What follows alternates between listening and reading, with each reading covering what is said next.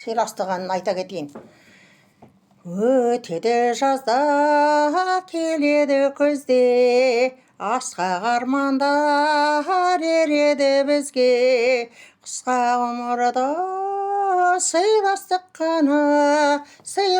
қана керегі бізге. Арзан атаққа төс қағудамыз, сауап абалда кеш қалудамыз. Сыйлай алмай жақсы жандарды өкінішпенен еске алудамыз. Зарлайды уақыт, зымырайды екен, артынан мойып болмайды екен. Алаңсыз жүрген бақытты күндер айналып қайта келмейді екен.